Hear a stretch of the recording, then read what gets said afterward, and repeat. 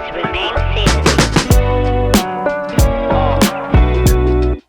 Welcome again to Laugh Your Way to the Top podcast, our brand new podcast sponsored by Perfect Steel Solutions, where we talk about construction, we talk about marketing, we talk about what we see in the metal roofing, windows, soffit fascia gutter industry, and we have a really good time. So today joining me is none other than Jim Davila, and he's one of my best friends, been best friends for 15 years. 15 years, Yeah. so it's been a minute. A little bit. We've had some fun, and he's going to tell us a little bit about him. I know last time we talked about me a little bit, so Jim, why don't you get into it? Where were you born, where were you raised, and how'd you get here, bud? Yeah, so born in Sturgis, Michigan. My parents, they had a guy from Warsaw, Indiana, approached my dad. He was a chef at a restaurant in Sturgis, and they approached my dad and said, hey, we need a new chef. Ours sucks. We need someone to come rejuvenate the restaurant. And at the time, my family had no money whatsoever. And so my dad was like, there's no way we can afford it. I'm sorry, we can't do it. And they said, listen, we'll buy you a house. We'll pay for you guys to move down here. We just need you. We don't want to lose you. I haven't heard this story for a long time. And so we moved down there. I was 2 years old. We got our first house. We used to live in a triplex in Sturgis. And so, yeah, they got us a house. And then little by little, the restaurant started growing. And then they opened another restaurant. So our lives changed pretty quickly within 6 years of moving to Warsaw. We went from... How old were you then when when we first moved to Warsaw? Yeah. I was 6 at the time. 6 when your dad kind of got in the restaurant game? No, he was in the game before I was born. Oh. But when he became like big and everybody started knowing his name, I was about 6 years old. He, things started changing. He started making a lot more money. We went from barely being able to afford groceries to vacations left and right. It was a crazy dream. My dad's dream his whole life was to own a pair of Levi's and a bicycle. And now the guy has 3 Mercedes-Benz in his driveway. So life changed pretty quickly for us. I played baseball all throughout Warsaw High School. It was great. My freshman year, I was a starting varsity pitcher. So that was big for me. I thought it was big time. Like I was the best kid in Warsaw. Oh, Jimmy, you're still big time. And so, no, it was great. I drove my dad's Mercedes in high school. I had his credit card, and I was a star baseball player. So I felt like I was on top of the world.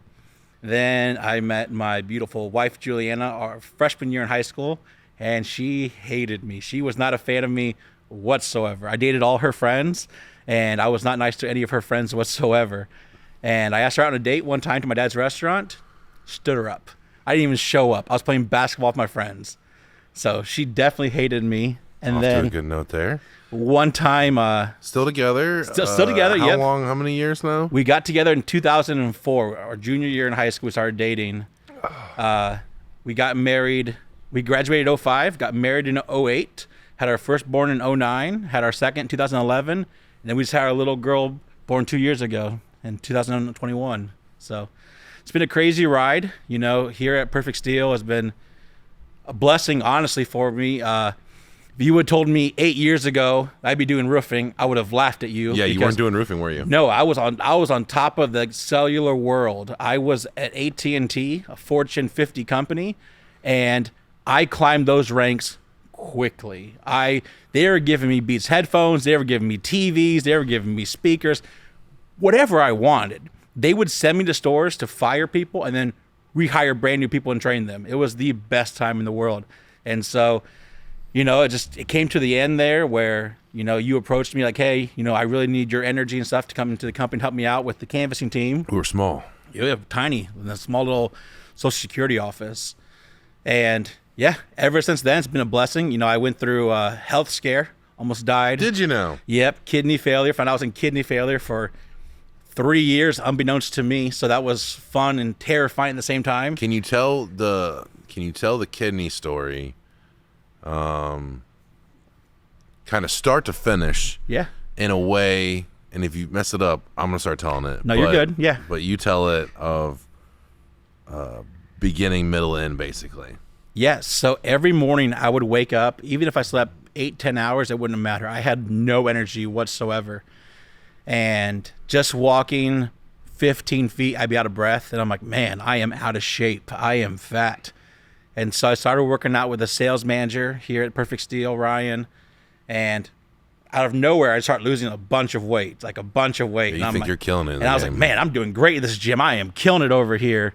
But the problem was every time I ate anything, I would throw up right away.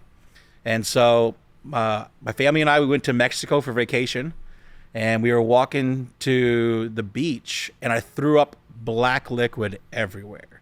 It was like this gooey liquid. My wife's freaking out. I'm fine. Don't worry about it. Fly back 2 days later, and I'm sitting there just weak. It's my son's birthday, November 2nd, and Austin was like, hey, we need to go shopping for your kid. I was like, oh, okay. I'm really tired. I don't want to do anything, but it's for my kid. Of course I'm going to do this. And Austin drives me straight to Parkview Hospital. So we get to Parkview Hospital, and within 15 minutes of being there, they have me in one of the ER rooms, have me gown up, and they're wheeling me down the hallway. And before they put me to sleep, the doctor was like, it's a miracle you're not dead right now. Yeah. And I was like, what? And so I go to sleep, wake up, had this big tube sticking out of my chest. They're pulling my blood out of my body. Dialysis, yep. My blood toxicity level is 6 is like the lethal limit. I was at 24. And so it would have killed a lesser man. It would have killed anybody. I'm like Superman, though, apparently. I have a guardian angel, I guess. And so, so we went through 45 different people. I was in dialysis for 7 months. Right. And can you go back to what caused the, so apparently my kidneys never developed. So at 15, 16 years old, they just stopped developing. Yeah, they were small. And so I had tiny kidneys. Tiny baby kidneys. Yeah. And so they couldn't process a grown man who drinks alcohol on a regular basis and smokes cigars. Not advised. Nope. And so they just started failing. And so there was times at the bars I would make bets with people saying, hey, I bet I can drink longer than you and not pee before you guys. And so I would win all these bets and all this money. Unbeknownst to me, it's like the worst thing I could probably have done my whole life. You're not filtering anything. That's why you're not peeing. Right. And so we went through 45 different people who applied for the actual kidney donation. You applied, my wife applied, my whole family applied, a few other employees applied. And everyone was rejected for one reason or another because you have to be like a perfect match for it. And so at that point, I pretty much gave up hope. It was a dark time in my life. You were going dialysis 3-4 times a week. Yep. At 5 a.m. in the morning, it was a dark time in my life. I'd go to sleep, and I would just lay there. My family would fall asleep, and I'd sit there and just cry watching them sleep because I'm like, this might be the night I don't wake up if I go to sleep right now. So I was still doing hiring for the company, so trying to get as many people as I can just in case something did happen. We have a strong team. And it's about 5:15 on a Wednesday one day, and I'm getting ready to leave. I'm like, you know what? I'm going to send one more email out to someone, see if they want to apply. And 5:45, I get an email back from Indeed saying this person replied, saying that she wasn't really big into canvassing, but she was willing to give it a try. So she came in for her interview the next day, and I just got done with dialysis, so I had the big bandage on my arm, and she could see it sticking out of my shirt. And she's like, what's that for? And I said, oh, I'm so sorry. I don't like to show people this. And she's like, no, what's it about? And I said, well, I'm on dialysis. I'm in kidney failure. And she's like, but you're young. And I said, yeah, I know. She's like, you have kids. And I'm like, yeah. She's like, I want to help you out. And I was like, no, don't worry about it. Like, we're good. And so I gave her the job. And the whole time during the week of training, she keeps asking me for the website to donate. And I thought she went later on that day. Did she not? No, it went a whole week. And it bothered me because I was like, hey, listen, you need to stop this because you're going to get my hopes up, and it's not fair to me or my family for me to be up on this emotional roller coaster. So she went and found my mom on Facebook. She added my mom as a friend on Facebook. My mom sent her the link, and she applied. And then maybe, I want to say about a week later, she came into the office with an envelope for me and said, here, I want you to read this.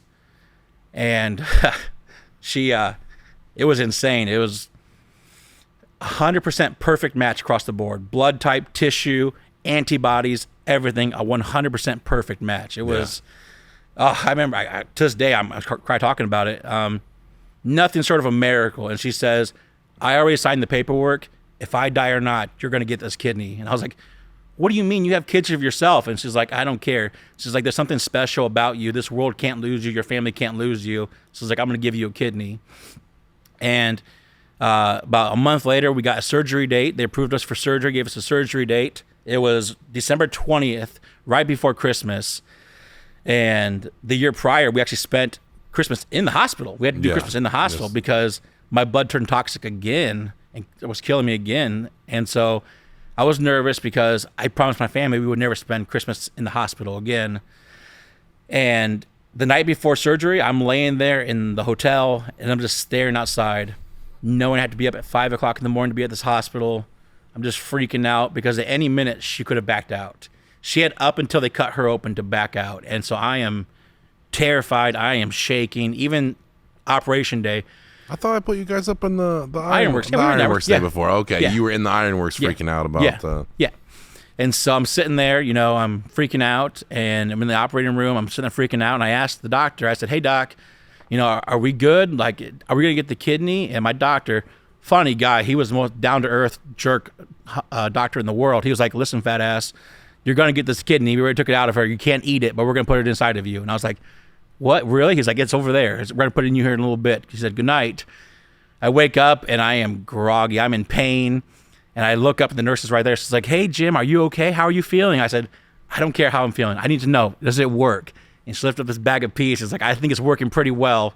So I was like, great, I'm going to go back to sleep. And she's like, well, if you go back to sleep, you got to wait 30 minutes before you can see your friends and family. I was like, I'm not sleeping then. I got to see everyone. And they wheeled me into my room, and there was you, my wife, my mom, dad, brothers and sisters, and just tears just streaming because the stress of possibly losing all of that, it was just insane to me. You know, one thing about me, I love my friends and family to no other. It's more about them than it is me in my life, and I would give up anything for all of them. Yeah, so. she pretty much saved your life, or at least so drastically improved your quality of life. Easily. It's insane. And it all came from interviewing people as a manager.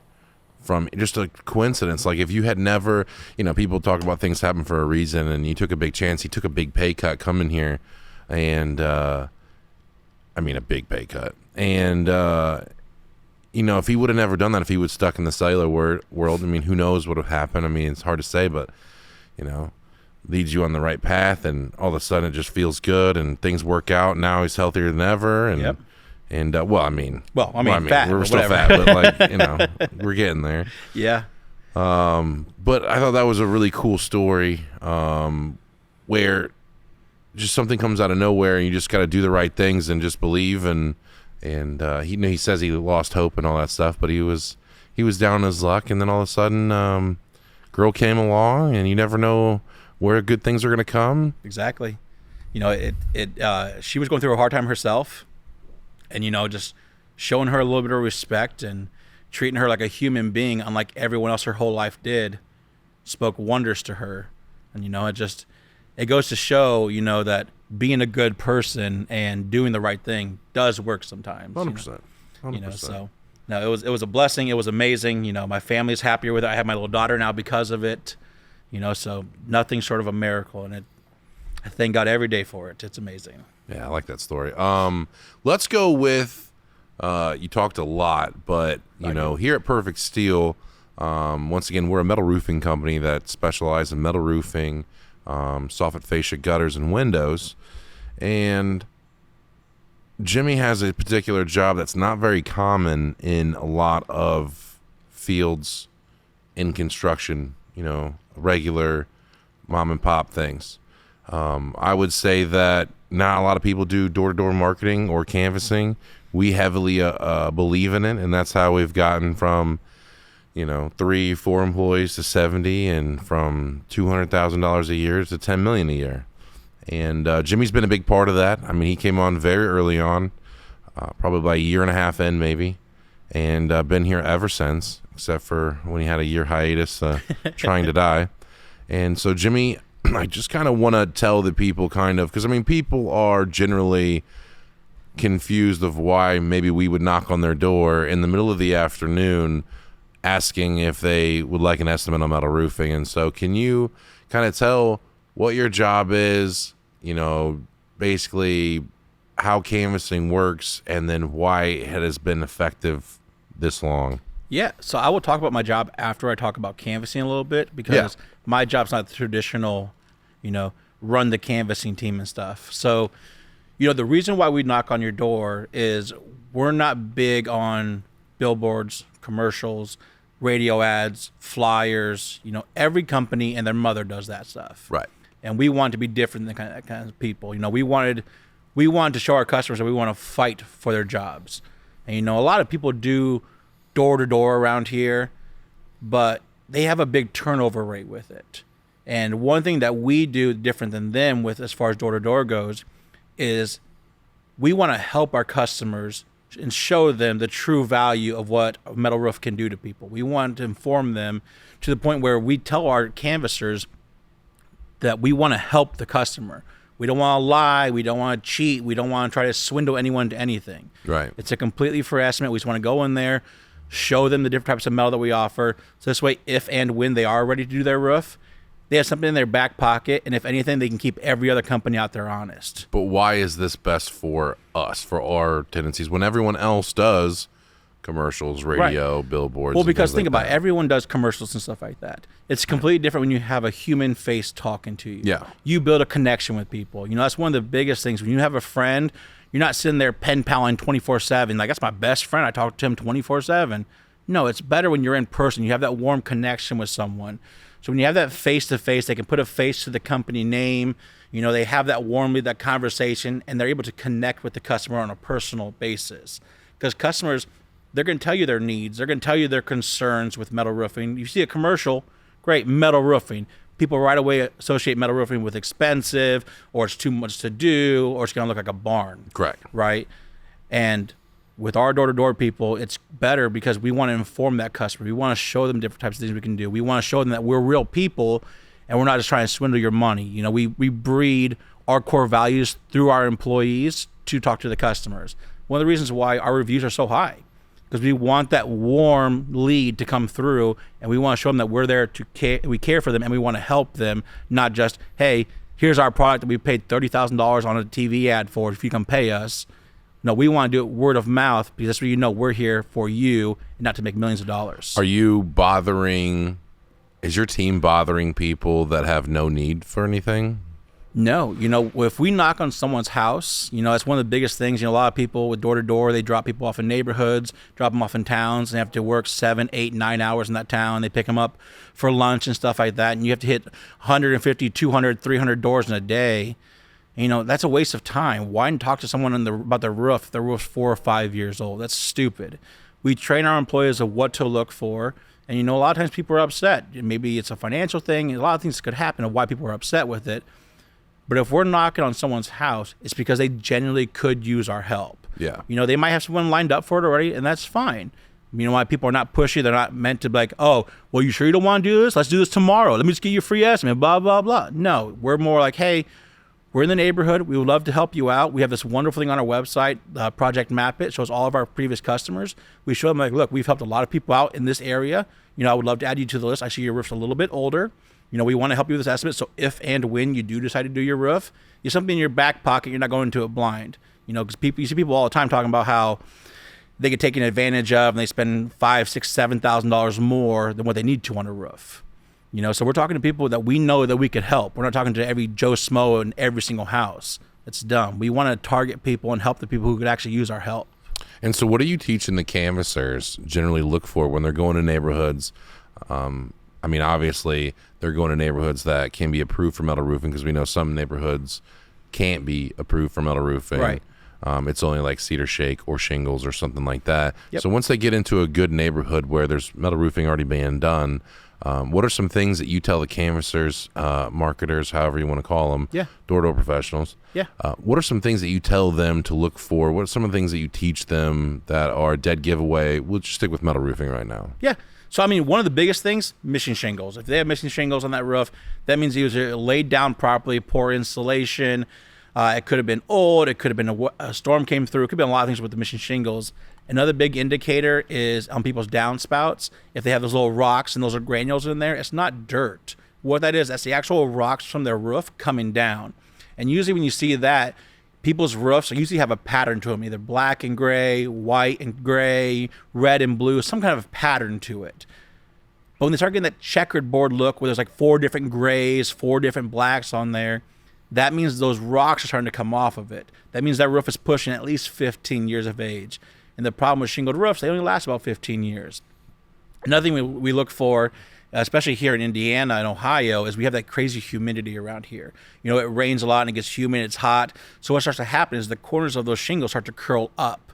And when they curl up, a windstorm can come through and start lifting those shingles up like crazy. And the problem is when you lift a shingle up, you're ripping up the underlayment too, which could expose those decking. So we look for shingles starting to lift up. We look for the shingles coming out of the gutters. We look for missing shingles or that granular loss on top of the roof. Those are the main things that we target when we're out there. You sound like a real expert. Like you've maybe taught hundreds of people how to do maybe a few door-to-door times. marketing Maybe a and few stuff like times. that. Just for curiosity, I mean, the people, how do we market for windows? So windows are, it's a little different with windows. Usually we do a little more market research with that before we just go straight up and hitting every single house for windows. We do a little market research. Zillow and the census are big things for us. So what we look for is in a neighborhood is when were the average houses built in that neighborhood. So usually if they're built in the 80s, the 90s, or the early 2000s, there's a good chance they haven't replaced the windows. Right. People see their heating and cooling costs going up like crazy, and they just assume NIPSCO, Indiana Michigan Power, their electric company, whoever the case may be, are just raising their prices left and right. And it could be a small thing as their windows itself. And so we look for that condensation on the windows. You know, it's hot outside, they have the air conditioning on. If there's condensation in there, that means that heat and the UV rays are getting through that window pretty quickly. It's heating things up. Same thing on a cup. When you're sitting drinking a cup with ice and it's warm outside, you're going to have condensation on the outside. Another big thing we look for is the sashes in the window. If they're a lot thinner and you can start to kind of see through them a little bit, that's how you know that window has a broken seal or they're at least that 15, 20 year range with it all. Yeah, we don't want to go to houses that have just been built, brand new neighborhoods and things like that. No, it's pointless. It's pointless to go talk to newer houses or houses that were built in the last 15 years because those windows probably still have a warranty with them. Why bother people with that kind of stuff? You know, people have their days off. They want to relax a little bit, you know, and we're going up there try to talk to them. And if their windows are 5, 10 years old, people get kind of upset about it. You know, so we do extensive training. We do a full week of training. We sit down, we talk about different windows. And on the 4th day of training, we all go out in my SUV and we go on, we just drive around Fort Wayne and we look for different roofs. We look for different windows. I'll stop in the neighborhood. I go, hey guys, this is a big renter's neighborhood, but I want to know, what do you see on this house that we can see here? I let all of them guess. And I tell them, like, look, the roof has this going on. The windows have this going on. That right here is a roof and a window hit right there. We can talk to these people and help them out and so forth. So they see in real life, they have pictures and they have different trainings that we go through over and over again to help them associate with that kind of stuff. Windows are a little harder when they're in their car driving around, but when they're out on their foot walking around, they can actually see the windows and the age that go up there with them. Yeah. Generally, when I think of when we started this, is I had never been in a door-to-door marketing experience. I've worked in business to business where I drove around the United States selling construction equipment, and it's generally not how you find people. You know, generally you're calling through a phone book and you're setting up appointments with the secretary and showing up and trying to pitch. And then I got into this market, and what was weird about this market more than other things is why would you do this? It might be profitable, but more than that, when I started this, it felt better to me that instead of writing a check to the local news channels or the local cable companies, putting a bunch in Google, putting a bunch in Facebook, putting a bunch in those things, writing checks for 30, 50, hundreds of thousands of dollars in SEO and Google AdWords, that we could actually employ people that would do a way better, more consistent job, have a human touch, and lead into a more of a warm lead where people have already judged us by whoever shows up at the door first, right? I mean, the first person through the door, they set the tone for the rest of the customer experience. Mm-hmm. And so if we're going to spend, you know, $1 million on marketing, on brand recognition, yada, yada, yada, I think I would rather hire dozens and dozens of people and give them the opportunity to make that money, be effective, and honestly, it's been super consistent. I mean, a lot of people that I talk to on a competitor level that maybe are a little bit below us or maybe ahead of us, they have these huge up and down turns. where they're absolutely, those leads are coming in, their phones are ringing, their emails are buzzing, and they can't get enough. And then at some parts of the year, it goes absolutely silent. They have to lay off salespeople, everything. With canvassing, in my experience since we started this, is it's just been really consistent on a week-to-week basis. We always have leads. Yeah. We may not have dozens and dozens of people, but we always have appointments to run every single week, whether it's -30 outside or 100 degrees. It generally just lets us keep operating. We've been having steady growth, almost 30% a year since we started. And I attribute a lot to Jimmy's section of the company, where canvassing has really flourished and made our lives, as far as planning and when I started the manufacturing and stuff, you could account for how much we're pretty much going to do every month. Yeah. It's and that's where, it gets, it's difficult to describe my job. Yeah. Because canvassing, any company you talk to, anyone who does door to door, it's a revolving door. There's always someone out there going to pay more, going to do more. And one of the biggest things that I like to do with the team is treat them like they're a real person. I give them my own personal time. It's not just, hey, here's a script, go read it, go hit 250 doors, good luck. Right. We hold 2 to 3 trainings every single week. We do a thing where I take them out for lunch. I take them out to dinners. Last month, we just went to a Cubs game. Took the whole team to a Cubs game up there, watched the Cubs play the Los Angeles Dodgers. So, Jimmy, I like to cut you off right there and just say that you can say canvassing wherever you're at, but that's just not true in how you run your division. As far as an experience to work here, I commend you on the lot of out of the box things that you've done over the years, in the way to make this a fun job. We understand that it may not be your lifetime job, that you go door to door. You may not retire from here. But the things that you learn and the opportunities you have and the memories that when you work here, I want you to go into some of the unique parts that maybe, if not other companies, no other companies kind of do anymore, and kind of why we're a family company and how we get away with doing all those things. Yes, so I don't like to use the word family company. Usually it throws a red flag up to people. I call us a team. Teams, you think of sports teams and stuff like that, people always, they might get upset with each other, they might disagree with each other, but at the same time, we're all a team trying to move forward together. And I'm really big into that. There's been times where I've had to help people where they were getting kicked out of their house. Yep. Their cell phone was going to get turned off. Middle of winter, they couldn't pay their gas bill, so the gas bill was going to get turned off. I want to put that personal element, the human touch, back into the workplace. Because a lot of places when you work, if you're 5 minutes late, you're 10 minutes late because you got a flat tire, your car wouldn't start, companies don't care. You're a person. You're not. You're just someone they can replace in a heartbeat. And the thing is people who were managers and people who were owners used to be those employees, but now they feel like they've made it and they don't have to worry about that stuff anymore. That's true. I never thought about it from that perspective. And I don't want people to feel like they're used anymore. I want people to feel like they're an actual person. So how do you do that? So I get to know my employees on a personal basis. I have one-on-ones with them. I take them out to lunch. I read my employees left and right. I hold meetings consistently, not really to teach them anything or talk about their numbers. It's to read my people. If someone's numbers are down to what they normally are, most people will say like, oh, they're having a bad week, they're lazy, they suck, they need to fire them, we need to hold meetings and suspend them and all this other stuff. In reality, it's as easy as having a conversation with someone. I want my employees to know that I'm here for them, I care for them. So I talk to them. I take them out to lunches. I go out and meet them at their houses. I had one employee in Columbia City. He was going through some personal stuff with his wife. They just lost a baby. He never asked me to show up. I went to the florist. I bought a bouquet of flowers, and I just knocked on his door. Showed up, and he just couldn't believe it. He was blown away that I would take time out on Saturday to go to his house and do that for them. And, that's one of the biggest things is showing that you actually care. It's great when companies preach that we do this and we do that and we're going to be here for you whatever you want. It's a different story when you back it up. So I talk to my employees. I get to know their families, their birthdays, their likes. All my employees fill out an About Me page, so I know more about them. People are going to lie. Everyone wears a mask in front of public.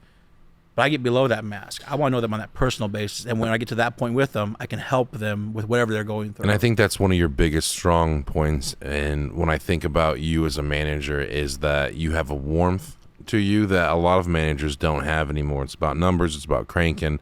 And of course, we're all here to feed our families and things like that. But at the end of the day, people come to you. I mean, yeah. You can't work at, I'm not saying Taco Bell's a bad job or anything, but like if you came to your things like, they just repoed my car, and you told your Taco Bell manager, my car just got repoed, and they're like, cool, ride the bus. Where we would be like, well, let's do a budget. I'll help you out. I'll go get the car. I'll do whatever. Yep. I'll give you a front or something like that. You have a really good way of getting on a personal level with the employees and not making people feel special. And it's genuine. Yeah, 100%. It's genuine. You really do have, you talk about having friends. You have, sometimes 30, 40 friends that work here at a time. And I want to talk about, because I think it's changed since I was a young man to now, when people go, we're a family, because you always hear when you interview, right? We're a family company. We are employee focused. Yeah. We care about your well-being, things like that. When I think about that, and they go, well, what do you do? And the comment is, we do company picnics, and once a year we do a local baseball game or at discounted prices or something. And that's nothing to shake a stick at, but like, I laugh at those people, same as you, when we see what we do every year, maybe month to month. Every month we're doing something. And we're doing something. Sure, we do cookouts like the rest, but me and you are cooking. One of the employees are cooking. Yep. We're doing breakfast at 6 a.m. or we're doing lunches where, I bring in whatever animal I've hunted in the past and we grill it up. But what do we do beyond what's not normal things that we do? I'm putting you on the spot and see how many things you remember. What's some of the, you can say this year, but even in past years, what are some things that we've done that kind of separate us from the general pack? Yeah, so like you said, people do like picnics and they do cookouts once in a while. With our team, we do it not because like, hey, we spent $1 million, great job. We do it because you and I growing up, we worked 2 jobs. We worked working 60, 70 hours a week. And, and then they're like, hey, here's a $10 Subway gift card. Here's this, And so some of the things that we do, we rented out combat ops for the employees just because. The local arcade. Yep, the local arcade. They have axe throwing and putt-putting. We, for last year, for our 5-year anniversary, we took 2 party buses down to Indianapolis, rented out Topgolf for all the employees. Literally 70 employees and all their family. And their family. Kids, wives, yeah. brothers, sisters, anybody could come with it. Then right after that, we had Dave & Buster's with a private room, buffet, drinks, game cards, everything included with it again, for their whole families. So when we do little things, as far as like for us, it's not something big. It's something we do for the employees. That's something they deserve. Mm-hmm. So we rent out, like I said, the Combat Ops, the local arcade. We rented out Topgolf and Dave & Buster's. Recently, you went to Chicago. We took 14 employees up to Chicago to Wrigley. We just sat in the bleachers. We had fun. We were all joking, having a great time, and we had the stands in right field at Wrigley Field chanting "Perfect Steel." Yeah, you guys were life of the party. We were having fun up there, and then. People want to have fun. There's a casino up in Michigan City. So we got a 10-bedroom house for the employees. And we went up there and we went to the casino. We had a good time. We joked around. This way people can have fun and relax. Because the door-to-door game isn't easy. You live in that world of rejection. So little things like that. We're doing, in August, we're going to the Tin Cap. We have a suite at the Tin Caps we're going to go to. And let's see, what's some other crazy things we've done? Our Christmas party is insane. Our Christmas parties are nuts. I take credit for that. But our Christmas parties are nuts, where we spend upwards of $30,000, $40,000 on prizes, and how we get away with that. And by the way, I encourage all employers to do something really special that you really have to put a lot of time and money into, because it really does speak well to your character and your culture at work. We have a company that sets up a mini casino in here. We're talking 25 tables, different games, and we basically do what essentially is a charity setup. Yep. Where they win raffle tickets. They take the raffle tickets and bid on one of the 1 to 50 or 100 prizes, ranging from Dyson fans to TVs PS5s. to PS5s and Xboxes and Traeger smokers, fishing trips and Gatlinburg trips with the cabin, things like that. And we have enough where almost everyone goes home with a prize. And it's my favorite time of year. I mean, doing that kind of stuff for the employees, that's what fills me up. And we talked about that in the last podcast with Zach, is like, that's what makes me happy, is seeing the happiness that stupid old roofing company can provide, someone with really good memories. Been like, when they look back, maybe they work here, maybe they don't, be like, this has been really fun. They really enjoy this stuff. And we stay up all night and we play games, and it's one of my favorite things to do every single year. We only skipped it, I think, 1 year because we were switching to the factory. I think we did it at the old office. We did it at the old We did it office. at the old office. I don't think we skipped a year. No, we never skipped one. But it's fun to see those people, and I told him the last podcast. I mean, you have essentially the canvassers that you started with originally. I mean, most of those are still here. Yeah. There's a lot of new faces, of course, but I mean, even from our old offices, like, you have brought these people along, and they've generally enjoyed themselves, and it's been really fun to watch them grow and have families and get married and do all that kind of stuff, and us be the reason, or at least part of the reason, that they're happy and successful. Hopefully we're a reason. Yes, 100%. Like I said, getting to know your employees on a personal basis is huge. And the thing is, getting to know your employees is one thing, but actually talking about it is completely different. What do you mean? So I have one employee. She has 4 kids. She loves her family like crazy, and her kids are all adults. And she works to support herself, but there's times she has to help her kids out. And there's times she's stressed out and she gets upset. But I know all her kids. I've met all her kids. For her birthday one year, I threw a surprise birthday party for her at my house. I grilled out. I bought ribs. I bought brats, burgers, everything. Invited her family. So her sisters, her aunts, her uncles, her whole family came. Threw a big party for her there because that's what's important to her. Followed by, you and I talked about what we could do for her. And her big thing was every year she goes to Texas to see her family in Texas. Oh, yeah. And what we decided to do for her, we bought her round trip tickets to Texas just to see her family, because she was taking so much time off of work, she didn't think she could afford to go. So we took that stress off of her to help her out with that, because we know that's important to her. So when I say get to know my employees on a personal basis, I really get to know them and their families. I've taken days off where I tell every person who has a kid in the company, hey, tonight I need you off at this time. I'm taking all the kids to Sky Zone. Take them all jumping on trampolines. I pay for all the kids to have unlimited jumps. They get drinks. They get the slushies. Load them with candy, because at that point, it's their parents' fault when they get home. They eat all the candy. But it's not just my employees. I want them to know I care about them and their families and their personal lives as well. Because when you show people that you care and you actually follow through with what you care and what you talk about, it brings that appreciation back to you. And I'm not saying I have a following with my employees at all, but when I need something from my employees, or I need them to work a little harder or a little extra that week, they respect me enough to know that I have their best wishes in my mind and in my heart. They're going to do it without question. Yeah. And so there's times where, they might be slacking off, and you got to be a little serious with them sometimes. But that's very rare. And they know when I get to that point, they messed up. It's not me just being a jerk and I want to yell for no reason. It's like, I want to say more like a parent to their kids. It's not when your dad yells at you and tells you you're worthless. It's more like when dad told you, hey, I'm disappointed. I'm not mad, I'm just disappointed. And my employees feel that on that personal level, because I want them on that personal level. I bring them into my life, into my family's life. They come to my kids' soccer matches, my kids' baseball games and stuff like that, because I want that big family atmosphere where they can have their personal lives, but I want to be a part of it somehow.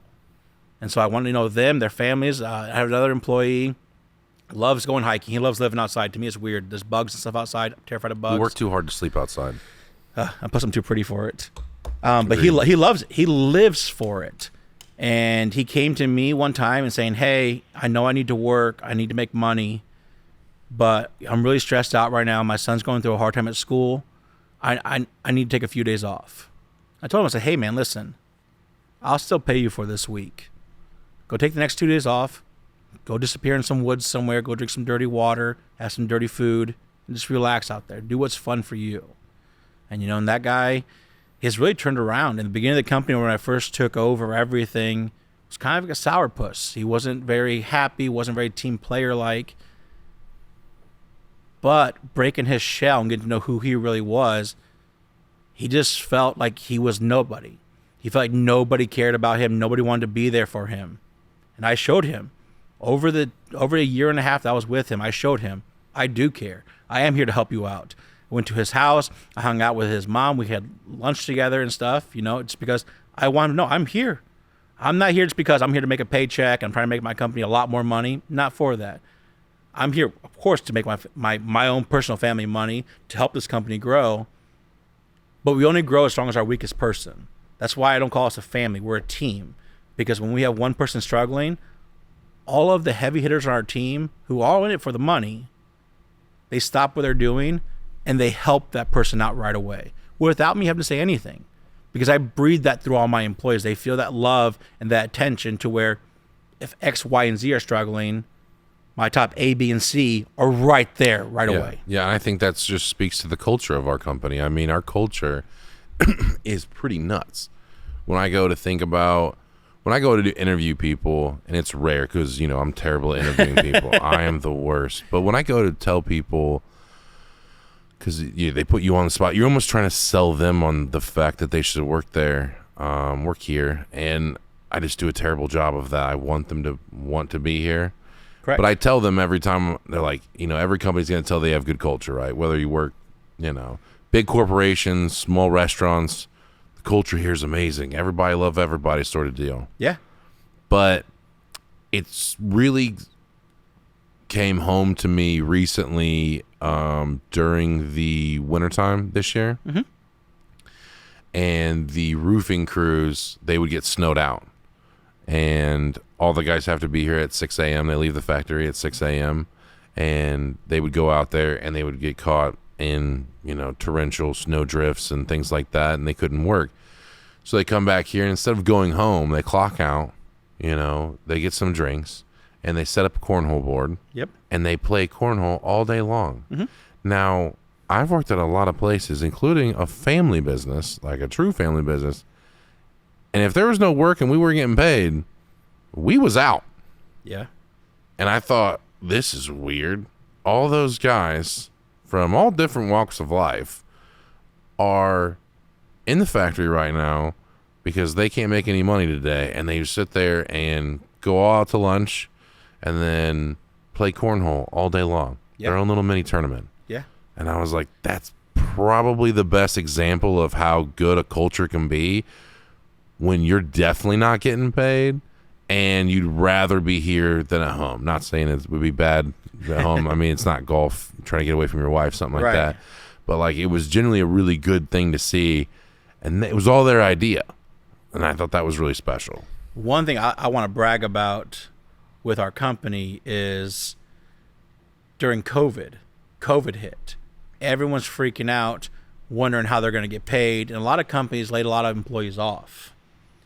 And one thing that you did that even, again, we've been best friends. At the time, it was 13 years. 12, 13 years. Blew me out of the water. The company stopped. Everybody was shut down for the 8 weeks that they locked down the country. And we had a meeting. We had everybody in the factory here, and we have a 29,000 square foot facility. So there was plenty of time where people could spread out in here. And you told them, hey, guys, times are tough right now. Don't worry about unemployment. I will pay every single one of you the average that you would have made working. I'll take care of every single one of you. And the look on their faces, I'm getting goosebumps talking about it right now. Yeah, it was cool. The look on their faces of disbelief that an owner would care that much about people who go door to door. For our sales reps, for our installers, for our office people. Managers. Spoke volumes for them. It was just insane that they could not believe that we would do that much when the company was not making any money. We stopped 2 months, shut down. still paying every employee what their average they would have made. Yeah, I think in total we were off 16 weeks. Yep. During that time, and we got the PPP loan for the other 8 weeks, so that was nice. But it was a cool time, and we retained what I would say 90% of everyone easily.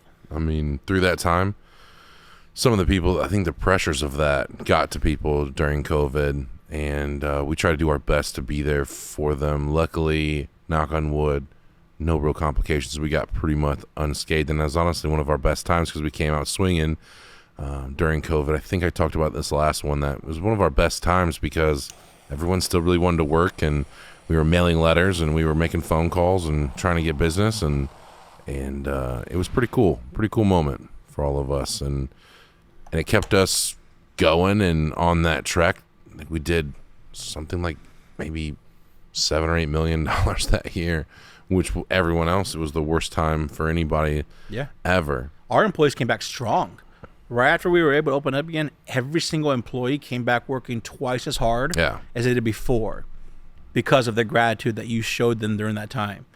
Everyone came out of the gate swinging. Everyone, that whole month, I don't think we had more than maybe 2 people not make more than $1,000 a week that week. It was nuts. It was pretty great. crazy. And they got to stay at home. And they got to stay home, That was pretty cool. I mean, it wasn't cool because COVID, but it was cool that we... I mean, it's pretty cool making $1,000 sitting at home watching TV. It was pretty cool. It was pretty cool. That's everyone's dream, no? What else are we going to talk about? I feel like... And I struggle with this at time to time. Like, what do you like to do for fun? Like, not work. You know, what do you honestly like to do for fun? Because obviously we pour a lot into our employees. Yeah. And we have a really good time at work, and that fills our cup. It fills my cup anyway. But, like, when you're home, what do you like to do for fun, Jimmy? I mean, that's a hard question. I have 3 kids. If you include all the employees, I probably have like 35 kids. But really, fun for me is making everyone around me happy. Yeah. That's my thing. I have 1 kid who plays travel soccer. I have 1 kid who plays baseball, and then my daughter's always walking. So I'm trying to do as much stuff as I can with them. So for me, it's seeing my kids be successful and grow. That's my biggest thing, you know, because we all have limited time on this earth, and our kids are really our legacy. So what I do or what I can contribute to the world means absolutely nothing. But what I can leave my kids and what I can do with them speaks volumes for me. So, you know, one of the biggest things we have with this company is that work-life balance for people. And, you know, I've never missed a kid's practice. I've never missed a game. I've never missed a tournament. I've been there every single time for my kids. And my kids look at me every single match for the same spot, every single game, same spot. And seeing that smile on my kids, that's what makes me happy, knowing that dad is there. Because with the old company I was with, the other company I was with, you know, they didn't care. You got paid. I got paid a lot. You worked. I was there 50, 60 hours a week. I didn't watch the kids' recitals. I didn't watch their plays, their Christmas plays. I didn't see that stuff. And now my kids know dad's there. So for me, fun is watching my kid hit a home run, watching my soccer star dribble up the field and knock 3 people down and then score. That's, it's amazing to see my kids be successful in something that they love doing. So for me, it's either I'm playing a sport with my kids or I'm just hanging out with my kids. You know, most parents, they're like, my kids are annoying, get away from me, you're loud, you're annoying. For me, it's the opposite. My kids want to get away from me. I want to spend all the time I can with my kids. And so if I'm not with my kids, I'm usually out with one of the employees, taking them out to a nice dinner. I just took one of our top people out to a restaurant up north of Fort Wayne here. We went out to eat. Well, that's another cool thing. I mean, I think you didn't do it for this purpose, but what do you do for the top people every month? I know there's a cutoff of a certain limit. Yep. And if they rise above that limit, like so I call them every month. I call them my champions. Called the Champions Club. I call them my champions. I make a big thing on our group chat about it. I take them out to a nice dinner, whether it be Ruth's Chris, Eddie Merlot's, Baker Street, you know, a nice restaurant where it's going to be $300-$400 for 2 people. Because a lot of people don't get to experience that kind of stuff. Yeah. I take them out there and wine and dine them We go hard. And I brag about them the hard. whole time. You go hard. I brag about them to the server, to the managers, to where the managers of these restaurants know my employees at this point. They know Perfect Steel because I take them there and I brag about how good of a job. We just had an employee. He just hit it. He's been with the company for 4 months, and he from his month one, he wanted to hit the $100,000. That was his biggest thing. This past month, his 4th month with the company, hit $121,000. He called me almost in tears. Couldn't believe that he hit 120. He was stuck at 70,000. Last day of the month, had a big sale go through and got approved. And so he was ecstatic because we make it a big spectacle. I take pictures at dinner. I post it all over the group chat. We have a little thing where we can edit videos. Yeah, people are envious too. I mean, they want to be with you. It's kind of like their cutout time and the reward for doing such a spectacular job for us. They get undivided attention from Jimmy for that time period. I mean, the dinner's cool. I'm sure a lot of them would agree the dinner's awesome. Yeah. But like most of the time I hear that it was just dope hanging out with you for an hour at a time. Well, even after dinner. We're not even done after dinner. After dinner, I was asking him, like, hey, do you get smoke cigars at all? We can go back to the factory, smoke a cigar. You know, you and I are members of a cigar bar downtown in Fort Wayne. We go up there and we hang out with them there. A lot of people never smoked a cigar. They've always wanted to try it. So the fact that I can give someone an experience like that just for doing a great job, it speaks volumes to me. Just to see the smile on their face, because then people want to do it again. They want to keep doing it over and over again. You almost see that trend too, like the same person that goes every month. Yeah. You know, well, they don't want to lose it. They don't want to lose it. They don't want to lose that excitement. They don't want to lose that it. praise. You know, it's like Dad's proud of you. We're gonna go do this. Or we're going for ice cream. So for ice cream is $150 steak. That's Ruth Chris. Yeah.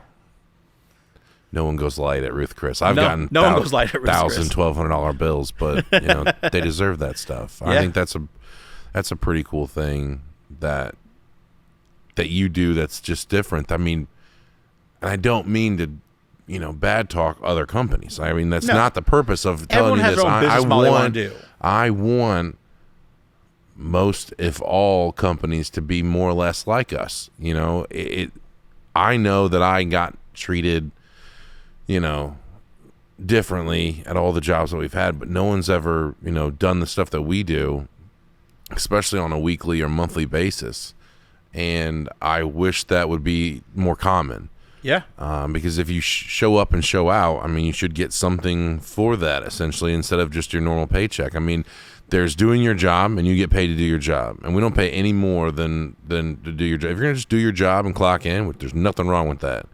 But if you're going to go up and beyond and set some records and stuff, we're going to recognize that. 10 out of 10 times we're going to recognize that. And I think that a lot of people get lost in the shuffle when they work for these big companies, that you're just a number and you're producing, which is great, or you're not producing, which is bad, and you're gone. Yep.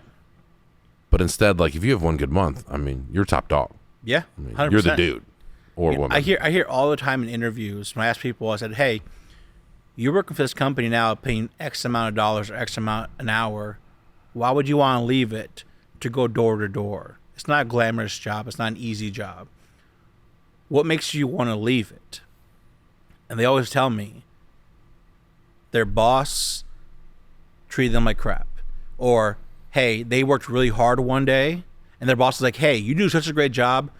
Go help Tom over here do his load. Yeah. Hey, thank you so much for helping Tom. Yeah. I need to go help Cindy over here now. You did so good, you get to do other people's work. Yeah.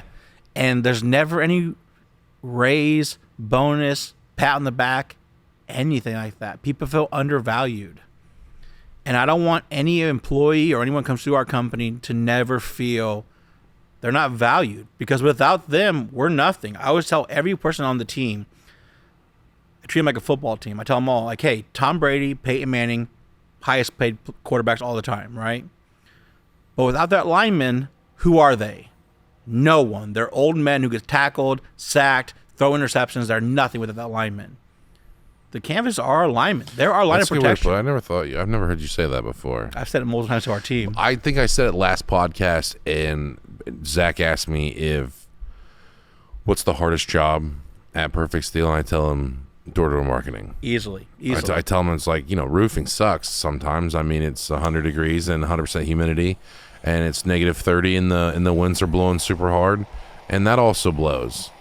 But as a mental game, and I've done a lot of different things in my life, but I've never would be able to get my mind around doing this on a day-to-day and taking the L's that you think like.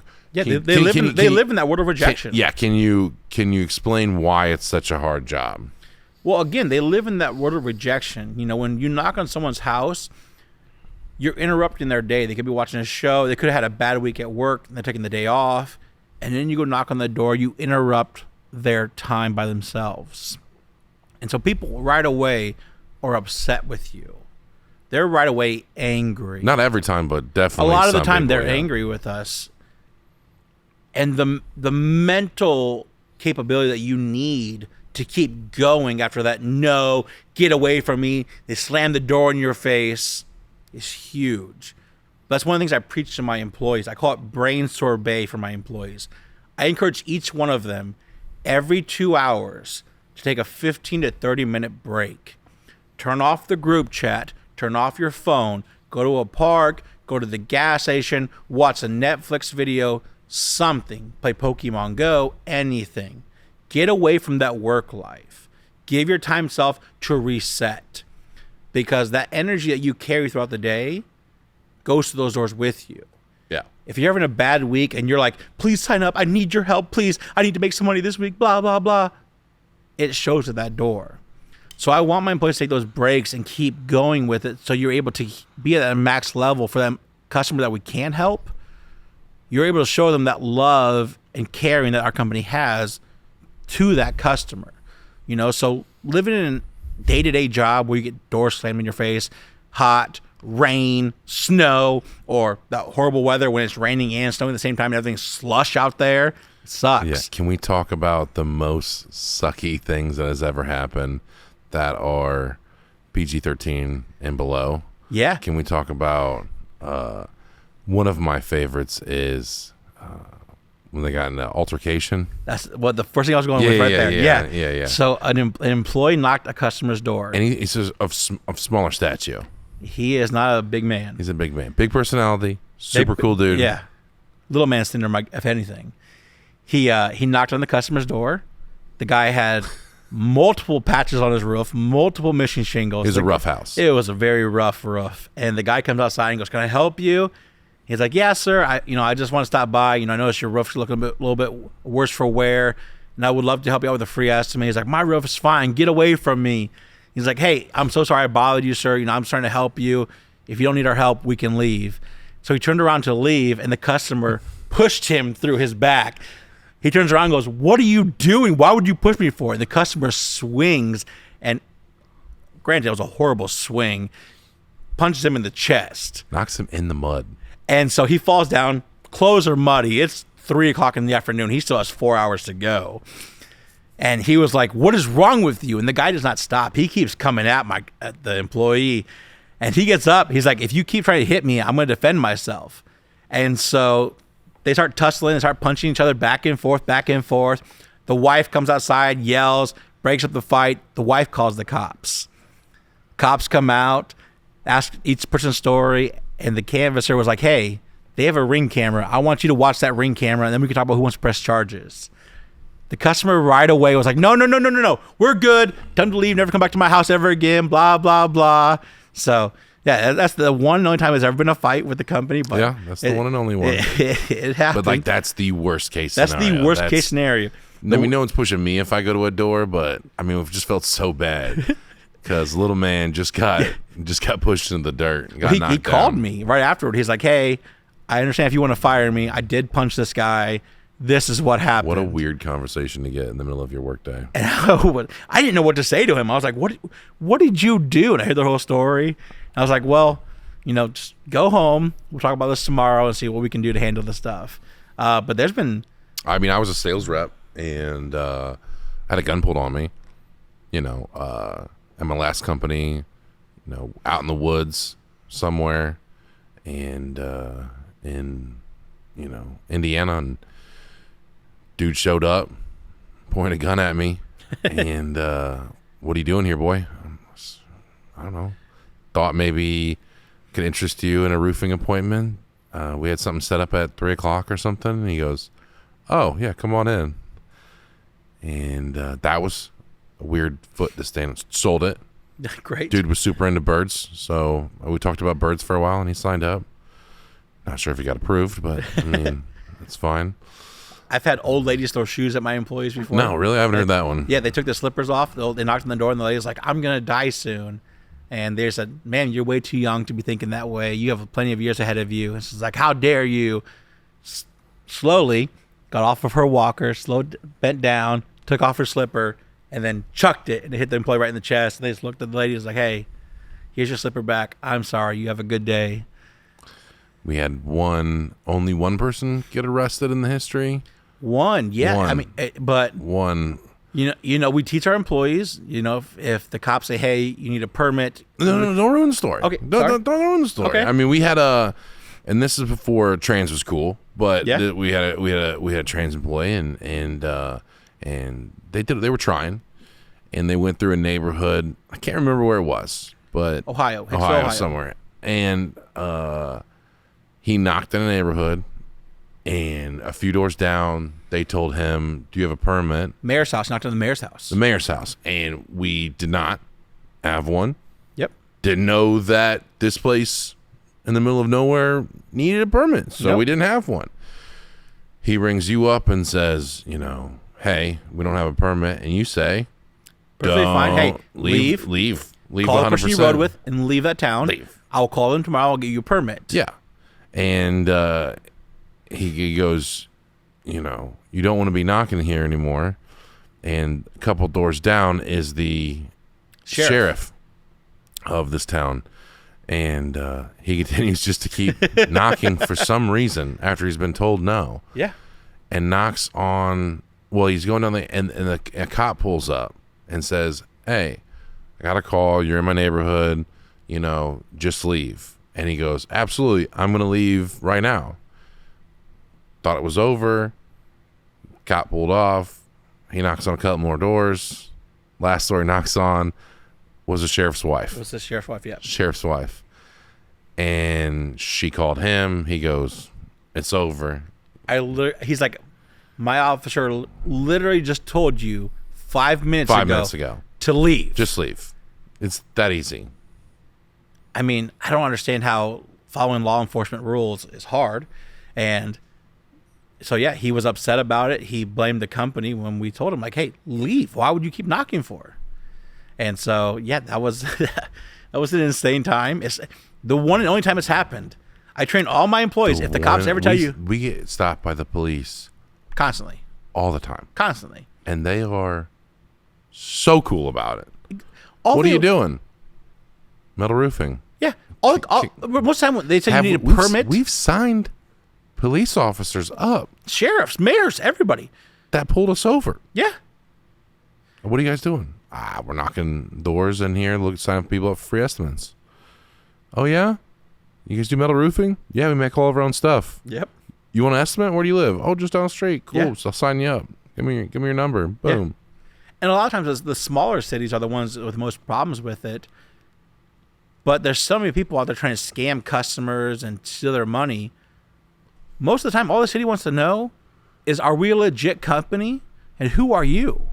They just want to take your ID, run a background check on the company, make sure you're legit who you really are. I found out that why they actually get permitting, and we get permitted in about half a dozen, maybe a dozen places, all in Indiana. It's not very much. And it's because if there was a theft, Amazon just got big in the last 10 years or so, and everyone's stealing packages off porches and stuff, and they want people that technically canvass neighborhoods to steal. They want to keep track of those people and be able to ask them questions, so they want to know who was where, what time, all that good stuff, so they can see who was in that neighborhood doing some stuff. And I think that's reasonable, and we've never had a problem with that except for that one time. Right. Where the dude wouldn't stop knocking. I can't say enough good things about the canvassing. And not my next probably, but in the next couple episodes, I definitely want to have one of your employees here and describe, because it's not a normal job. No. If I told you 5 years ago you were going to be doing this, you'd have been like, I would have laughed at you. that's not a real job. Right. You want to hang out with people, take them out to dinner? And I'm sure they'll have stories and things like that. But I mean, I really think that would be cool. I've already had a sales rep on. We'll have other managers come on, things like that.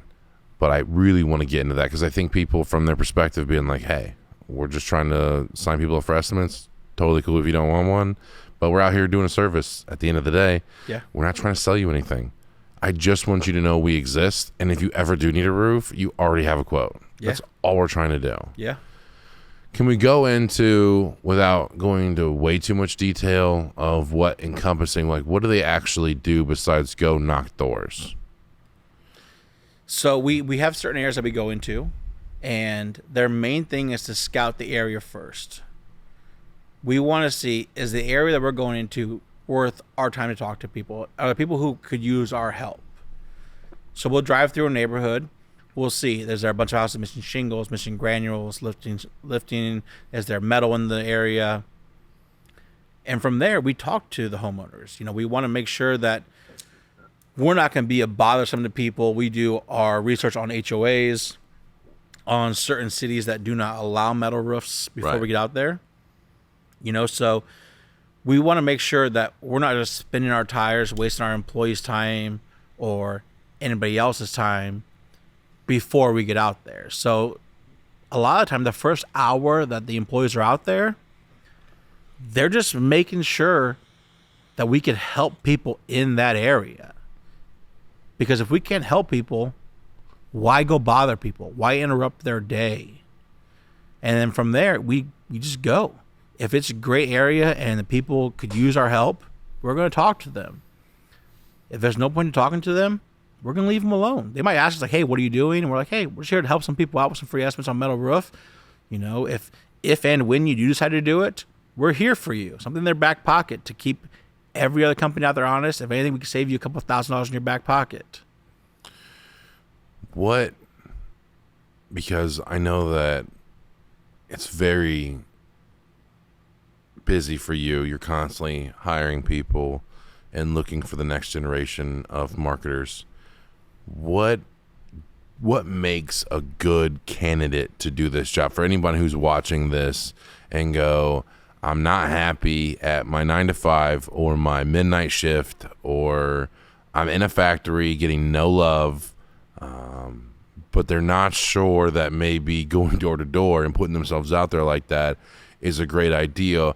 What's some characteristics of people that would generally be good at this and that can make a decent living? And we're talking between $30,000 and $60,000, $80,000 a year. Easily. So one of the biggest things I look for in my interviews is that repertoire back and forth. Because my interviews are very unconventional. I'm asking people, what's your strengths? What's your weaknesses? I want to have a conversation with someone. If I can have a conversation with you and it's not that awkward silence, that's one of the biggest key things. Can you have a conversation? Can you talk to a random person when you already came in nervous about an interview? Can you have a conversation with me on a normal basis? So is it ego or confidence what is it? It's personality more than anything. They have to have that energetic personality about them, that lightning rod with them, to know that, hey, I'm about to get beat up in this job. But the win is the biggest thing I can have right now, you know, because when I'm talking to someone and they're like, yeah, my job sucks. I have to work 60 hours a week. I don't get to see my kids. I miss my kids. I'm working 60 hours to bring home $500-$600 a week, and I'm tired of living that life working in a factory. I tell them, like, hey, great, this is a great job to help you out, but you're going to get yelled at all day long. You're going to live in that world of rejection. Why would you want to do this job over going to another factory, going to work for a delivery system or something else? Why would you want to do this for? And the thrill of sales always draws people in. But if they don't have that personality, that conversation piece, some of the biggest things they can have, you know, because people they don't have that magnetic personality about them. They could be weird. They could be super hyper. They could be the most quiet little mouse in the world. But once you get them talking, Oh, they talk your ear off at that point. Even the most introvert person, if you can peel back those layers a little bit, they love you. They talk like crazy. So it's really that energy, that personality about that person as a whole is what I look for during my interviews. I'm not looking for the person who's like, I'm going to work the hardest. I'm going to write 50, 60 leads. I'm going to be your best employee in the world. Have you heard that before? I've heard it 100 times. And the funny thing is, those are probably the worst employees I've ever had. Because people think... The quiet confidence are the best. Exactly. Because they have that thing where they want to prove somebody wrong. They've been beaten down their whole life, told that they couldn't manufacture anything, they could never be something in their life. They want to prove something, whether it's to themselves, their fathers, past employers, anything. Yeah. They want to prove something. And I can see that light, that fire in their eyes. I can hear it in their voice when they're telling me, like, hey, I've heard what you said to me. I understand you want to do this job. This job isn't for anyone.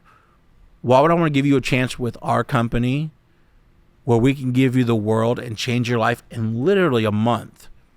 Why would I want to do that for? And that's real when the real person comes out. That's when they tell you, listen, I'm tired of not being able to afford my bills. I'm tired of living a life where if I go out to eat, I can't pay my cell phone bill. I'm tired of my wife always wanting to go on vacation, and I can't even give her a vacation an hour north of here to go on a weekend trip. Those are the people who are hungry. Those are the people who have something to prove. Those are the people I want. Because those people, I can help them. I can help mold them to something that they never thought was possible. And the crazy thing with our company is, even when people leave for whatever reason, our Indeed reviews, we're at a 4.8. People assume it's decent. That's out of 5. 4.8 like, out of 5. Out of 10, it's not that great. No, out of 5. We're at a 4.8 on Indeed. And they say, I didn't like the job. I couldn't do it.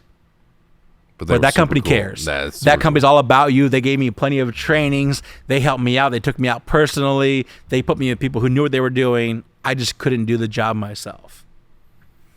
And that's one of the things. I want to give every person an opportunity, especially if they deserve that opportunity. So, I guess it's kind of hard to narrow it down to exactly what to look for. I wanted to give general stuff. There's not. If you're sitting at home and you're thinking about, that sounds super weird, but I think I could do that. With literally no college education. None. High school definitely helps, but what is a general thing you can just say that this dude can make it or this woman can make that? Yeah. We kind of talked about the ego, but it's more confidence and having it's the energy repertoire. Having go back and forth and having repertoire. I don't know if that's the word. Repertoire's a word, yes. Yeah, but repertoire back and forth to each other. And being able to carry a conversation. I think that most people think they can do that, but what are the people that what's a point that you're like, oh, you did this job, you could probably do well here. When I think of it, and I could be wrong because I try to stay out of interviewing as much as possible, but serving jobs. If you worked in a restaurant and you can win people over a 45 to an hour meal, Yeah, restaurant jobs are great. One of the biggest things that I look for are more factory people. Because people who work in factories, their parents did it, their friends do it, and they're promised this lifestyle. Hey, you're going to make $20, $30 an hour. You're going to work overtime. You're going to be making $1,000 a week. It's great, man. Don't worry about it. You have a 401k. You have a retirement plan and blah, blah, blah. And then you get hurt and the company drops you off like you're nothing. I want to talk to those people. Yeah. Because those people were told that's what you're going to be your whole life. Yeah.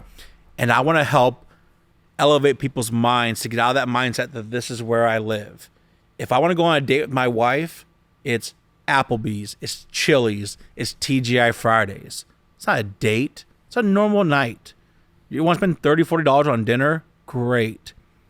But I want to show people they have more value in who they really are, especially if they have that personality, to show them hey, forget that. Why not go to Longhorn? Why not go to Texas Roadhouse? Why not go to a restaurant that's going to cost you $120, $130 for the two of you to go out to eat? Oh, I can't afford it. If I go out to eat something like that, I'm not going to pay my cell phone bill. My rent's going to be late. Yeah.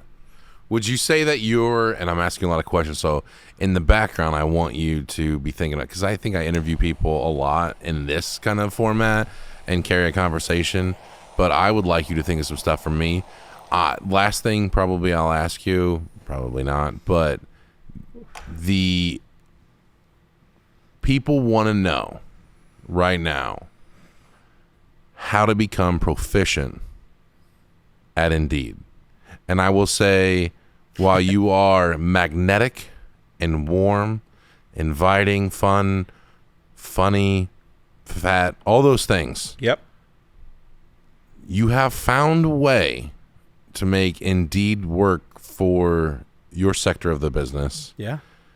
Can you give the potential other employers that are out there, and actually in this field or a similar field where it's a difficult job, not for everybody. No. How do you get them in here? What are some things that you look for? How do you go through there? Are you waiting on?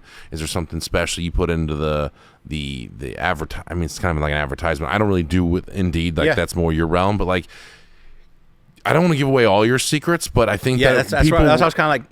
People really like to know how to use Indeed well, and give us a couple tips that maybe every single. I mean, if people are doing this, don't say that. But what are some things that Indeed, and you found how to work with Indeed or Snag a Job and Jobs.com and Monster and all those things?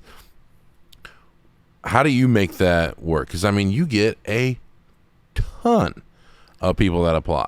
Yeah, I get literally 200-300 people apply in a 2-week period. Right. While other people, I mean, people are struggling to hire for their. I'm turning people away. General stuff. I mean, I hear from a lot of my friends in all the industries, whether it's real estate or healthcare, or they're having a hard time finding good people to do what they need to do. I mean, you talk about, like, I have a buddy that runs a landscape company, and he cannot, for the life of him, find anyone that will do landscaping for $25 an hour cash. No. I'm not going to say his name because I know you're not supposed to pay people cash, but for the life of him, someone that can drive a truck and trailer and get on a mower for $25 an hour cash. And he's tried Indeed and he's failed. So where do you succeed where those people fail? So Indeed isn't just posting a job and waiting for people to apply. It's very similar to going door to door. You have to go out there and invest the time, energy into it. You have to know what you're looking for. What is your ideal candidate? And every door-to-door company has different candidates of what they want to do and stuff like that. For me, I want those people who have that bachelor's degree and they're working retail at Kohl's. Yeah. I want people who went to college or try to do something with their life and they've failed. That's one of the biggest things I look for. I want to go through people on Indeed, and it's not just posting a job. After I post a job, I go to the resume searches. I want to see, hey, who in this area has done a pizza delivery person? So not only are you putting out a advertisement to apply for this job, no, you are going then after you do that and going and finding people that would generally be in the realm of stuff that you would look for in a job, and then inviting them personally. Yeah, I sent each person an individual email to them. Whether their name is Mark, Tom, Brittany, whatever the case may be. I say, hey, Brittany, I see you're working at this area right now. I'm not sure if you're looking for a job right now. I have an opportunity that I think could help you out. And I would love the opportunity just to sit down with you, spend a half an hour, and see if we're a good fit together. Right. If not, hey, we made a connection. Maybe we can help each other down the road. Well, that's a good way to put it. And I bring them in and we talk. No pressure. None. I have people come in and say, hey, this is a great interview. Thank you so much. I'm going to stick with my job I currently have. And that's fine. But I want to go out there and I want to do the work myself. I'm very similar to the door-to-door people as far as Indeed goes. I want to look at everyone, whether they're the CEO of a company, whether they're doing retail, whether they're a pizza delivery driver. I want to know those people and see what are they about. What are they going through? Because you see on Indeed constantly. If you're really on Indeed and you're looking through resumes and you're looking at the people that Indeed suggests to you, there's people out there who need a job, who are looking for a job. And those are the people I want to talk to. I'm not looking for someone who's applying to 50 jobs and is like, oh, I applied here just because you guys were hiring.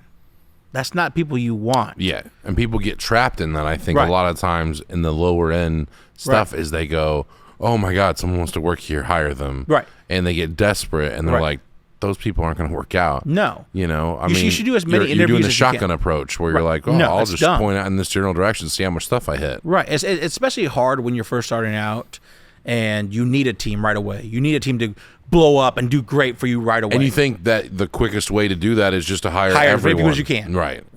And that's probably the wrongest way because you're going to spend so much money on training. The most effed up way to do that. Right. You're going to spend so much time on training, energy. And those people don't work out. They don't. They last maybe a week or two and they're gone. So the vetting process that you do during the interview is key. You could bring anyone and their mom into interview. But if you're just hiring any Joe Schmo, anybody, anyone who has a pulse in to work for your company, are you really trying to be successful and grow? Or are you just trying to make it through are the biggest things. Yeah. So I'm looking for those people on Indeed who have tried multiple jobs and they just don't work out.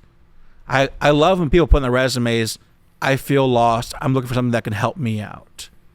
I go through. Do people really put that in their resumes? Oh, I've had crazy things in resumes.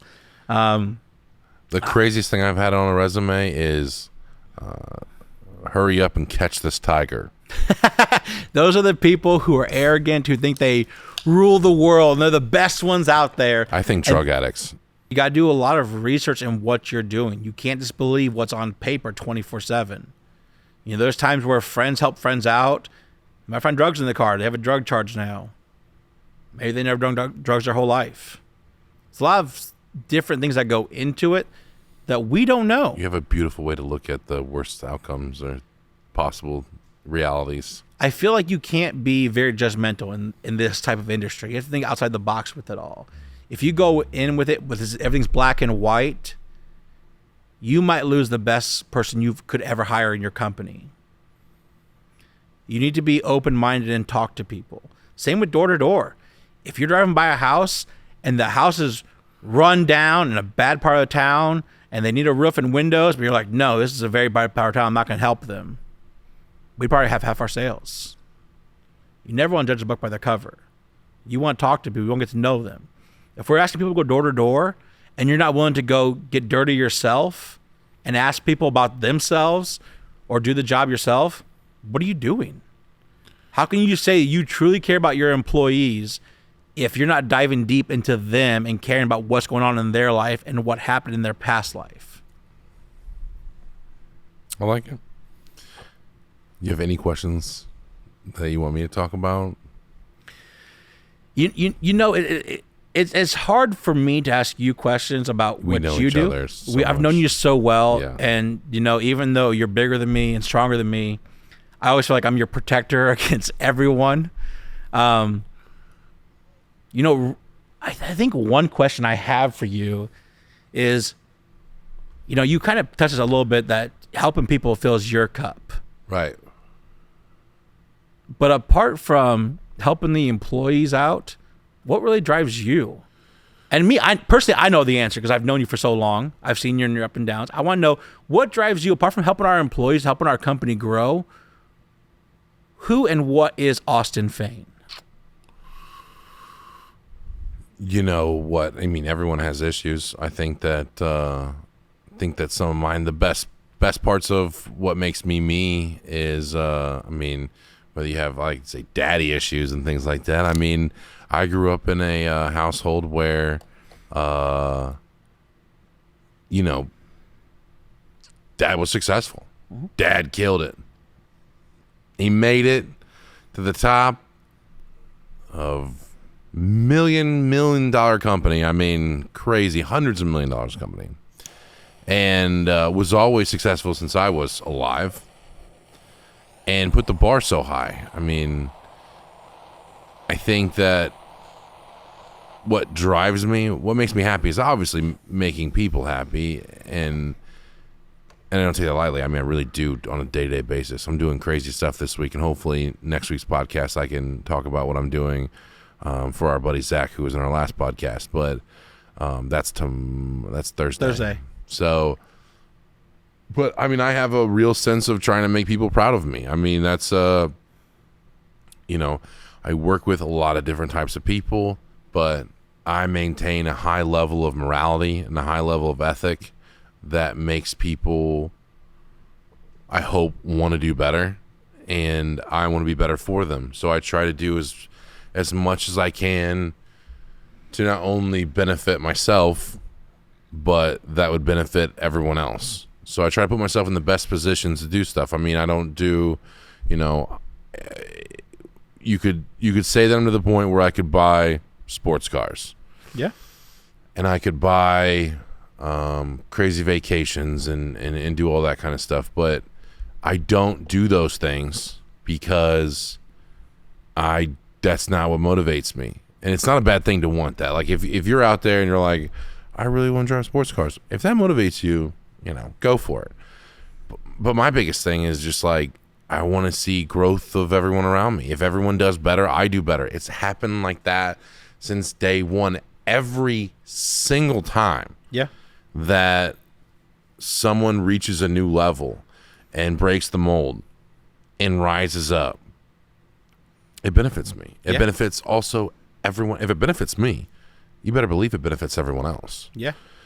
I think that's one of your biggest flaws is, you talked about you need people to be proud of you, of how much each person in this company looks up to you. And granted, you're a young guy. You're 34 years old. I'm 30. I was born in 88. You're 34, but you'll be 35 this year in August. Yep. Right. You're 34. You're a young guy still. And we have employees who are older than us who look up to you, who come to you for advice and help. This company would be nowhere without you. And it's hard for you to see that kind of stuff because of how much love and attention you put into this company and how much you do on a day-to-day basis. That's hard for you to see that every employee, whether it's our door-to-door, our installers, the managers, anybody in this company, we all look up to you. And, so you talk about people, you want to make people proud of you and stuff like that. You don't need to accomplish that kind of stuff. You already have it, and I feel like that's like the thing that drives you is you want to make the company proud of you. You don't want to let anybody down. But we see you. You're the one who cleans the factory. You ride around the floor clean the factory. It's one of my favorite things to do. Before we repaved the whole outside of the company, who was outside in a muscle shirt and shorts putting down the tar? I have no muscles. It's a shirt that has no muscles. You were. We have employees who could do that.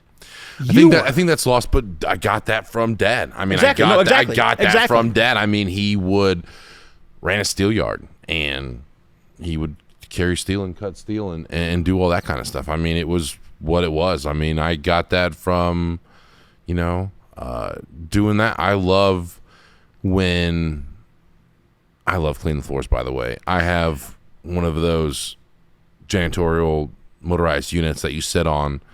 I call it my power chair, pretty much. But it's a floor scrubber, and maybe I pour a whiskey, maybe I don't. Yeah. Maybe I light up a cigar, maybe I don't. And I get on that thing at the end of the night when everybody's gone and the workday's done. And I've been here since we work out at 6 a.m. every day. I'm trying to get Jimmy on that track.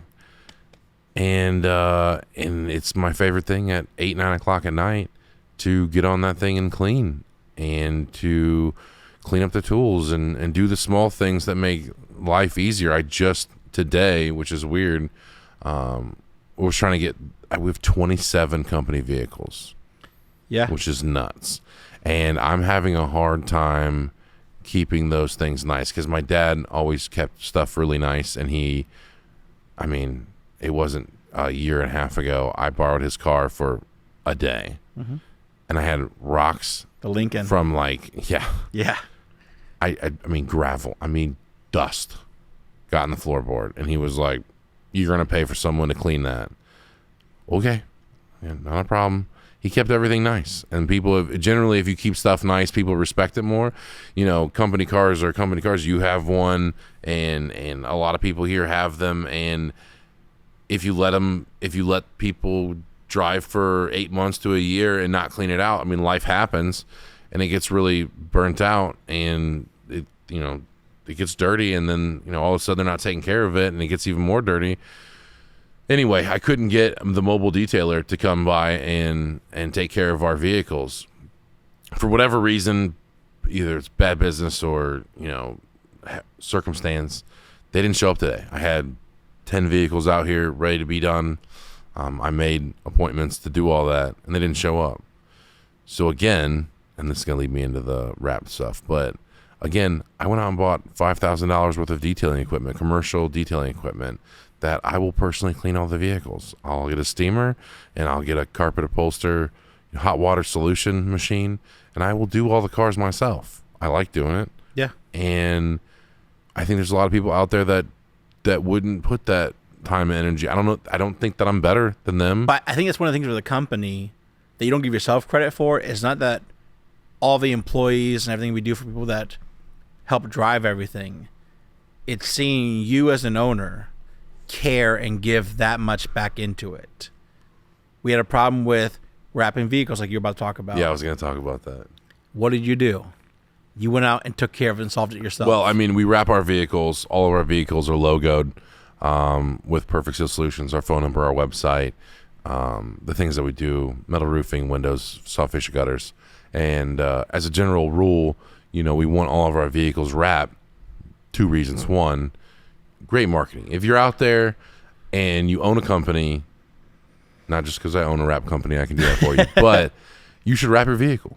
One, if you're 1099 and you wrap your vehicle, you can write off every mile. Pretty sure that still holds. It says, yes. I'm not up to date with all the codes, but you can write off every mile. 2, the brand recognition when you're at a house or you're at a project or commercial site, if you're doing asphalt, if you're building, manufacturing buildings or doing whatever you're doing, people see that when they're driving by and they're like, oh yeah, they're doing that site, whether it's something excavation, something asphalt company, and they did a real nice job. And then you see the cars there. Without that, I mean, you wouldn't know who did the project. Yeah. So I would say we've been really lucky over the past 5 years that I've always wrapped all of our vehicles. And, when we're at a house, people are going like, yeah, I saw you guys over at the Smith's house and you guys been doing a lot of work in the area. We see your trucks all the time. I mean, we work in a 2-hour radius. It's not very often that you can go to, say, Muncie. We're not out of Muncie. We don't have an office in Muncie. We have an office in Indy, but we don't have an office in Muncie. Right. And people will literally say, I see you guys drive around all the time. Yep. And it's crazy because all the sales reps or all the canvassers or all the managers or whoever's out there are driving around those vehicles, installers, box trucks, yada, yada, yada. Well, I had a hard time getting those things wrapped. And I went through a bunch of different companies. I don't want to talk about them. We're still friends to this day. But a local wrap company, I've been doing their stuff. And, when I first started, to get a truck wrapped, it was like $3,000, which was super cheap. A paint job would cost you 10 G's. And so it made sense to wrap all of our vehicles. I mean, and then after a while it became 4 and 4 became 5 and before too long the F450 and different giant trucks was $6,000. And they weren't meeting the time frames that I originally needed. I needed to have these cars wrapped by a certain date. They can't be out of commission. I need them to, they serve a purpose. Every vehicle here serves a purpose. And if they're not out there making us money, they're completely worthless. So I'd make these timelines of like, hey, you're going to have this truck from Monday to Saturday. I need it back Monday morning. Like there's no thing. And they could never hit these timelines. And I was like, why could you not hit these timelines? It doesn't seem that hard. Life gets in the way. But not so often. Like every third time I was just like, so I leave that company, I go find another company, and same thing. We can hit timelines. We're same price as the other people. Great. Overpaying probably, but at least they can hit timelines. The first vehicle I give them, besides the trailer, they did a trailer first for me. Second vehicle they did, I need to go by Monday. It's Thursday, and they go, well, we're not going to get it done by Monday. And I said, that's not acceptable. Have the guy work on the weekends, do whatever. I'll pay extra, yada, yada, yada. And they say no. We don't have that kind of authority. And I go, why don't you have that authority?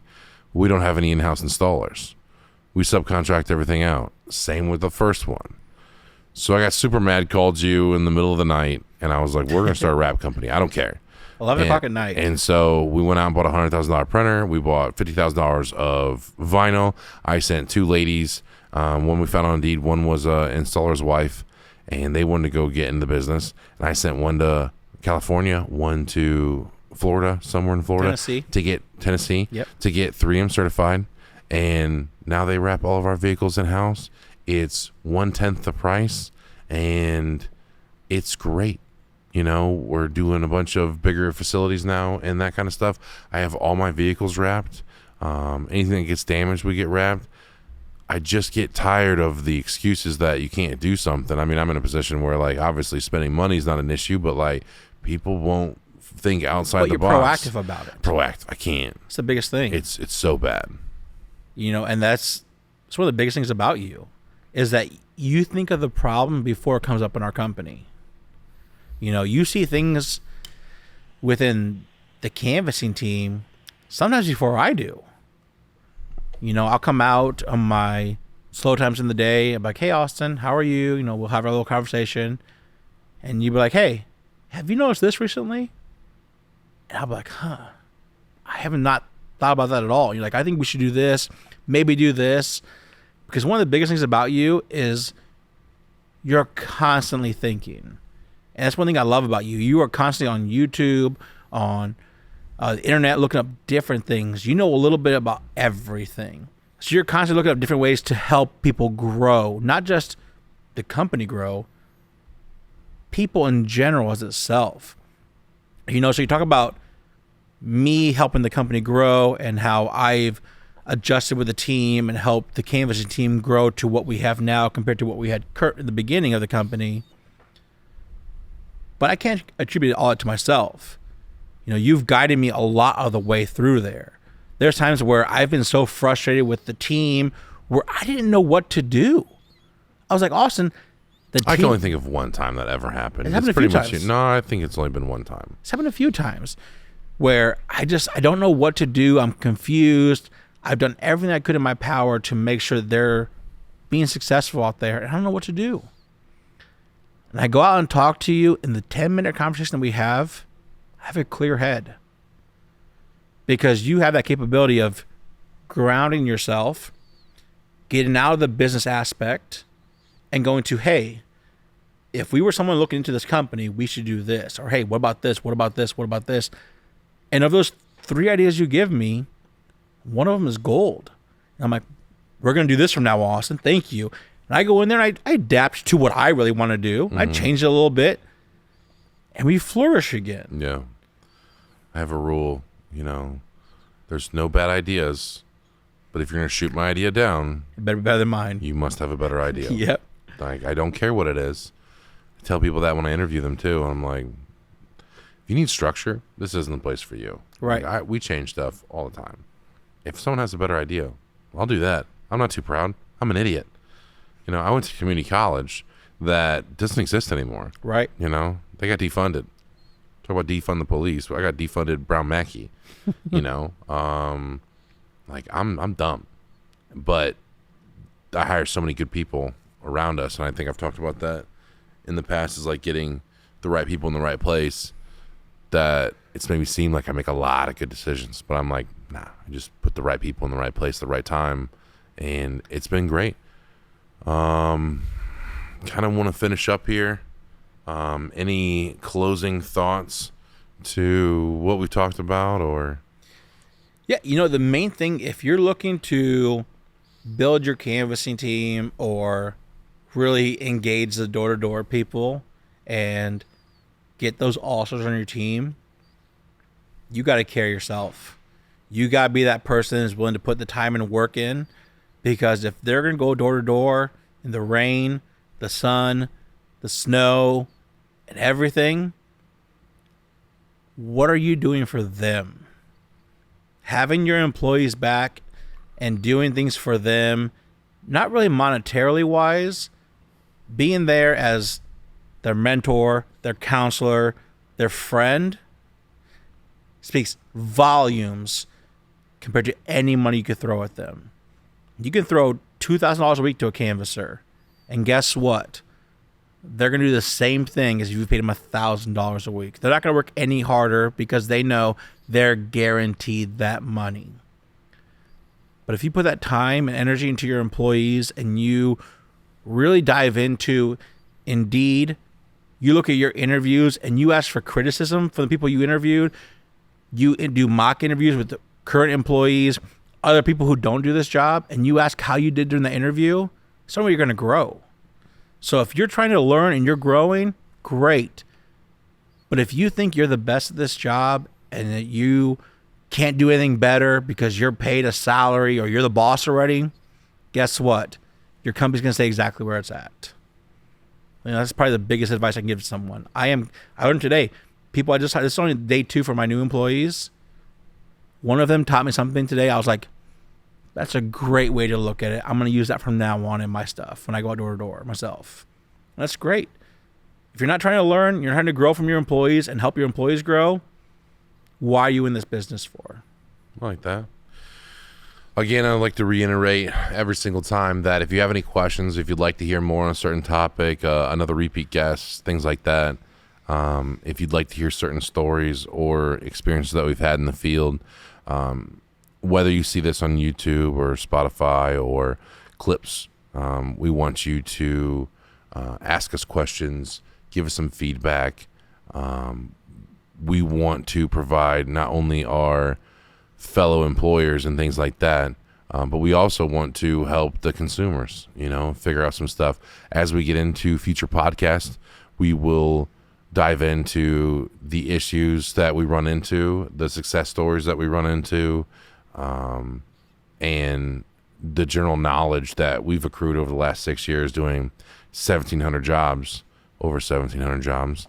And I feel like we have a lot to offer the community and help uplift the rest of the community to do better.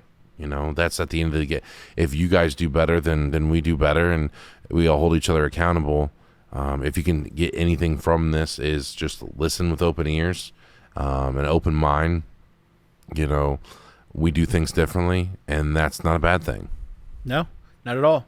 If you want to grow, and if somehow I can help you with advice, we went to Door to Door Con. If I can help you with anything myself that I learned from there, I'd love to help you guys out. The main thing is pay attention to your employees. Care. Start to care and pay attention to your employees. I guarantee your life will change dramatically in a heartbeat. Within a month, your whole business will change. 100%. Thanks for joining us for another episode of Laugh Your Way to the Top. Thanks, Jimmy, for being a part of it. Got you. And we'll see you next time. Please remain seated.